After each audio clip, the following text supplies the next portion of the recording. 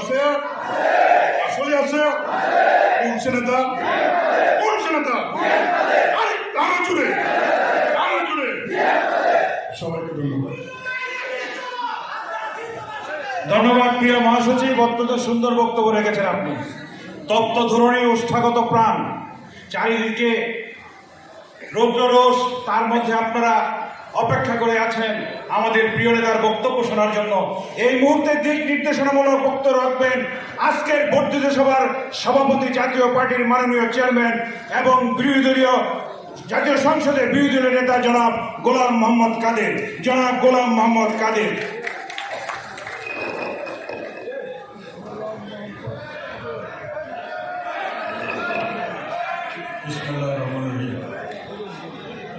আজকে দীর্ঘক্ষণ ধরে আপনারা আলোচনা করেছেন, আলোচনা শুনেছেন। 11টা বাজার 5 মিনিট আগের থেকে সবার কাজ শুরু হয়েছে, আর এখন প্রায় 4 ঘন্টা ধরে, বেশি সময় ধরে চলছে। আপনারা অনেক দূর দূরান্ত থেকে কষ্ট করে এসছেন, অনেকে রাত্রে না ঘুমিয়ে এসছেন, তারপরে সকালে 10টা, 8টা, 9টার মধ্যে চলে এসছেন এখানে, এবং এতক্ষণ ধরে আমাদের এই সভায় অংশগ্রহণ করেছেন। এই সামনে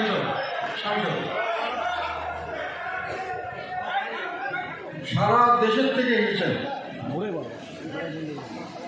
এবং যেভাবে উদ্দীপনা এবং আন্তরিকতা নিয়ে এই সমাজ কাজটাকে এখন পর্যন্ত ধরে আছেন, একেবারে ফুল হাউস, এবং বাইরে ভর্তি একটি লোকও এদিক থেকে ওদিক যায়নি। প্রবল গরম, যার জন্য একবার আমরা এটাকে পিছিয়ে দিতে চেয়েছিলাম যে এত গরমে এত বড় সভা করা ঠিক হবে কিনা।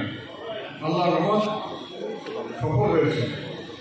আপনাদের সবার কাছে কৃতজ্ঞতা জানাচ্ছি, অশেষ ধন্যবাদ এবং অভিনন্দন জানাচ্ছি। একটি কথা আপনাদের বলতে চাই, আপনাদের এই উৎসাহ উদ্দীপনা আমাকে উজ্জীবিত করেছে। আপনারা বলেছেন যে জাতীয় পার্টি একটা দুর্দিন যাচ্ছে। কে বলেছে? জাতীয় পার্টির তৃণমূলের সর্বস্তরের নেতা কর্মীরা এসে, সারা দেশ থেকে এসে, এবং এখানকার কেন্দ্রীয় কমিটির প্রায় সিংহভাগ এসে আমাকে বলেছে জাতীয় পার্টির দুর্দিন, আমরা আপনার পাশে আছি, আমরা আপনার পাশে আছি। জাতীয় পার্টির দুর্দিন, এখন কি জাতীয় পার্টির দুর্দিন থাকবে? ইনশাল্লাহ থাকবে না। কেননা আপনারা উজ্জীবিত হয়েছেন, মনে করেছেন আমরা দুর্দিনে এসে আমাদের কাটিয়ে উঠতে হবে। আপনারা সবাই একত্রিত হয়েছেন, আমার নেতৃত্বে এখানে এসেছেন। ধৈর্য ধরে কেমন করে এর থেকে উদ্ধার করা যায় তার জন্য আপনারা মনোযোগ দিয়ে আলাপ আলোচনা করেছেন, আন্তরিকভাবে চেষ্টা করছেন। এটাই তো সবচেয়ে বড় উৎসাহ। জাতীয় পার্টির দুর্দিন কেটে যাবে ইনশাল্লাহ। এখন যা আছে তার থেকে জাতীয় পার্টির সামনে এগিয়ে যাবে, এটা অন্তরের বিশ্বাস থেকে বলছি। একটি কথা বিভিন্নভাবে এসছে, আমি একটি কথার উত্তর দিতে চাই। রুবেল বলেছে যে দ্বিমুখী নীতি নিয়ে রাজনীতি করা যাবে, এটা ঠিক। তবে জাতীয় পার্টির একই সঙ্গে রুবেল আরেকটা কথা বলেছে যে আমাদের এককভাবে নির্বাচন করা খুবই কঠিন। আমি যদি এককভাবে নির্বাচন না করি তাহলে তো আমাকে কারো না কারো এদিক ওদিক দ্বিমুখী নীতি কাটতেই হয়, কেননা দুইটা দিকেই তাকাতে হয়। সেখানে আমাদের বড় স্ট্রেংথ।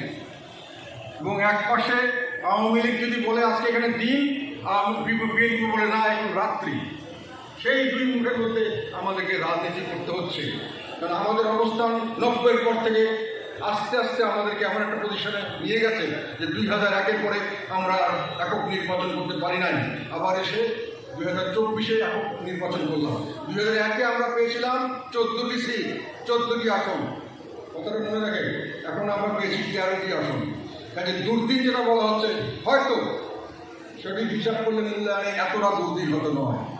সেই জন্যই বললাম এই কথাটা যে দ্বিমুখী নীতি আমাদেরকে করতে হয় অনেক কারণে। আর একটা কথা বলছেন আমাদের বিএনপির মুজাম্মেল বলেছে বিএনপির কোনো কর্মকাণ্ড নেই, তারপরে এত জনপ্রিয় দেখি পারবো। খুব মূল্যবান কথা। বিএনপির জনপ্রিয়তা বিএনপির কর্মকাণ্ড থেকে হয় না, সরকারের ব্যর্থতা থেকে হয়েছে। আর সরকারে যখন ব্যর্থ হয়েছে সরকারের বিকল্প হিসেবে যে কোনো প্রকারে তারা সুযোগ করে দাঁড়িয়ে গেছে। এটা হলো একটা। আর 2 নম্বর হলো সরকার তাকে যত অত্যাচার করেছে জনগণ মনে করেছে সরকারের আসল বিকল্প এবং শত্রু হলো বিএনপি। আর জনগণ এখন মনে করছে, সিংহভাগ জনগণ মনে করছে সরকার তাদের শত্রু, আওয়ামী লীগ তাদের শত্রু। কাজে শত্রুর শত্রু হলো আমার বন্ধু।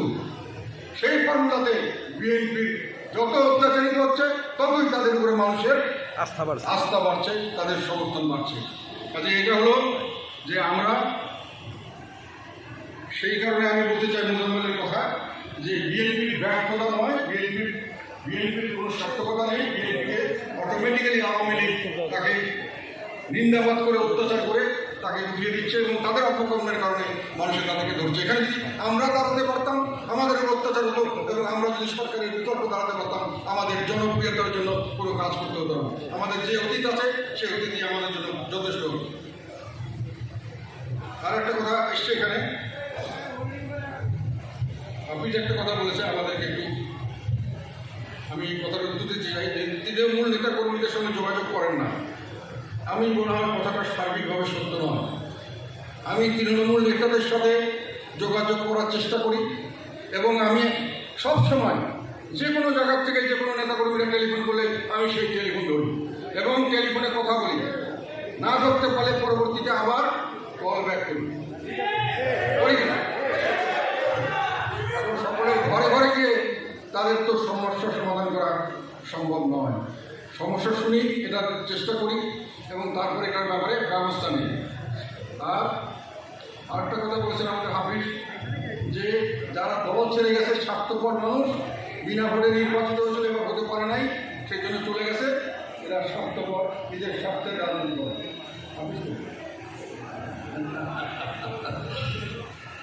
এই কথা বলাটা ঠিক বলেছে। আবার তারপরে বলেছে কিন্তু তাদের সঙ্গে আলাপ করে তাদের ফিরিয়ে আনতে হবে। এটা কন্ট্রাডিক্টরি কথা। যাকে আপনি বললেন স্বার্থপর, নিজের স্বার্থ থেকে চলে গেছে, আবার এখন বিপদে পড়ছে যেহেতু গভর্নমেন্ট তাদেরকে মিটিং করার পারমিশন দিচ্ছে না, বেআইনি হচ্ছে ইত্যাদি কারণে তারা বিপদে পড়েছে, আবার আসতে চায়, আপনি তাদেরকে নিয়ে নেন। আলাপ করলে তো ক্ষতি নেই। কথাটা আন্ডারস্ট্যান্ডিংটা ক্লিয়ার হতে হবে, আপনি কি চান। আর একটা সবচেয়ে বড় কথা আপনাদের বলি, জাতীয় পার্টির সবচেয়ে বড় শত্রু হলো জাতীয় পার্টির ভিতরে লুকিয়ে থাকা এবং সবসময় যে কোনো রাজনীতিতে সবসময় ব্যর্থতার দিকে নিয়েছে। আমরা যখনই একটা স্ট্যান্ড নিতে যাই ঘরের শত্রু আইনাই সভাপতি আমাদেরকে বাধাগ্রস্ত করে। আইসাই সভাপতি এখন আমরা কিছুদিন পর পর তারা কাজ করে চলে যাবেন, আমরা হাতে পায়ে করে আনবো। দুই আইনাই সভাপতি একটা বোমা বা কি বলবো, আমাদের মারার একটা অস্ত্র আমরা ভিতরে রেখে দেবো, যাতে করে সময় মতো আবার ওরা ওটা দিয়ে আমাদেরকে ফোন করতে পারে। এটা কি ঠিক না? এটা করাটা ঠিক না। আমার ঘর যদি পরিষ্কার থাকে, আমার রাজনীতি যদি পরিষ্কার থাকে, লোকে কি অভাব হবে না। আর একটা কথা বলে যাই, অনেকে বলছেন আমাদের রাজনীতি কি কথা বলছে। আপনাদের সবাইকে বলতে চাই, জনগণের যে কোনো কারণেই হোক জনজীবন আজ বিভিন্নভাবে একেবারে মানুষের নাবিশ্বাস, বিভিন্নভাবে বিদ্যুৎ নেই, জিনিসপত্রের দাম বেশি, কোনো আইন শৃঙ্খলা নেই, মানুষ কোনো নিরাপত্তা নেই, কোনোখানে বিচার পাচ্ছে না, মানুষের কোথায় যাবে কী করবে কিছু জানে না, অস্তিত্ব সংকট হয়ে গেছে। সেইখান থেকে মানুষকে যদি আপনি পক্ষে থাকতে চান, সরকারের পক্ষে আপনাকে অবস্থান নিতে হবে। এটাই হলো বর্তমানের রাজনীতি এবং আমরা বিরোধী দল হিসেবে আমাদের দায়িত্ব বলে আমি মনে করি। কাজে রাজনীতি হবে সরকারের বিপক্ষে অবস্থান নেওয়া। সরকারের সব কাজের বিপক্ষে আমি বলছি না, স্বাভাবিকভাবে সরকার যেগুলো জনগণের মধ্যে বিভিন্নভাবে ক্ষোভ সৃষ্টি হচ্ছে, সেই ক্ষোভের বহিঃপ্রকাশ এবং তার জন্য আপনাদের কাজ করতে হবে যাতে করে এগুলো রোধ করা যায়, এগুলো থেকে মানুষকে বাঁচানো যায়।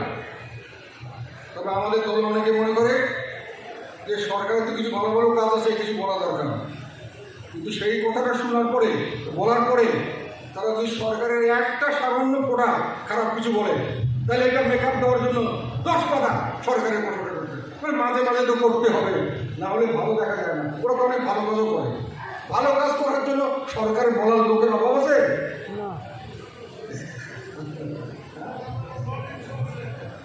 না। আমি এটা বললাম খালি পার্লামেন্ট ছাড়াও এইগুলোর কারণে বলতে চাচ্ছি যে এগুলো জিনিস একটু খেয়াল রাখবেন। রাজনীতি হবে এখন সরকারের বিরুদ্ধে, সরকারের অপকর্মের বিরুদ্ধে অবস্থান। এবং এই রাজনীতিতে সরকার যখন আপনাকে লাঠিপেটা করবে, আমাদেরকে যখন জেনে নেবে, তখনই শুধু আমাদের জনপ্রিয়তা আসবে, নাহলে আসবে না। আমরা যদি ফল পাই তাহলে আমরা ঘরে গিয়ে বসে থাকবো, আরাম মাস করবো কুলারের ভিতরে। রাজনীতিতে আমাদের কোনো স্থান হবে না।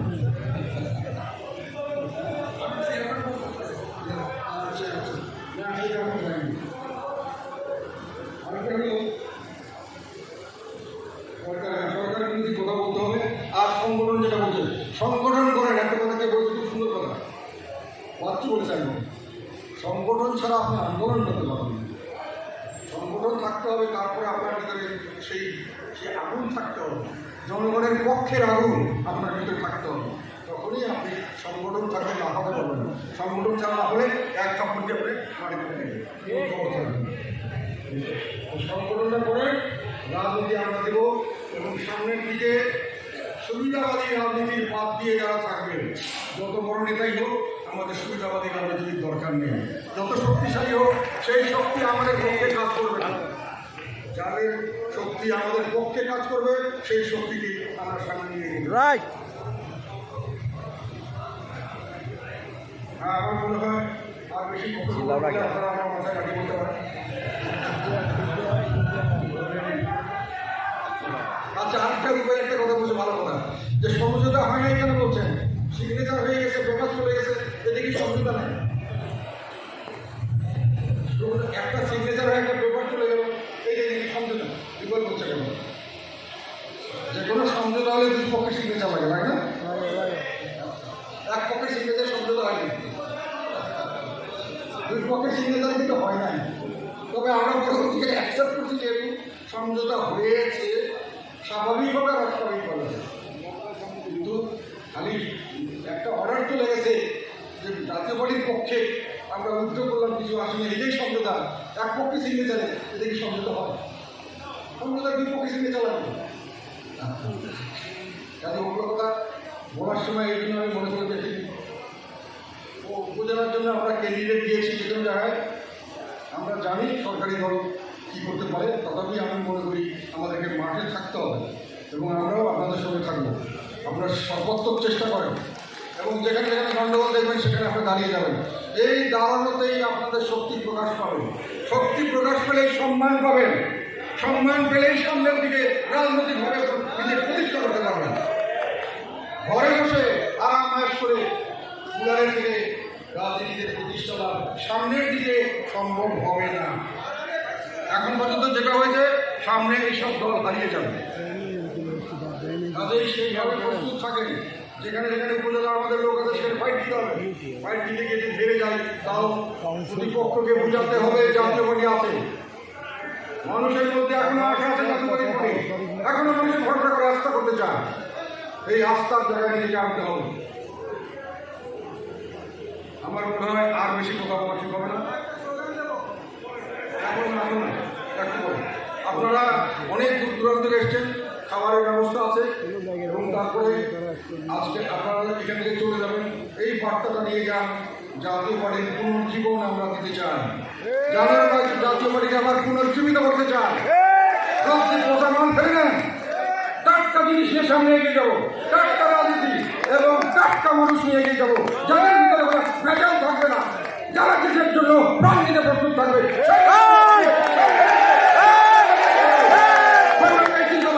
জাতীয় পার্টি আমাদের কালো হোসেন মামুনের চাপ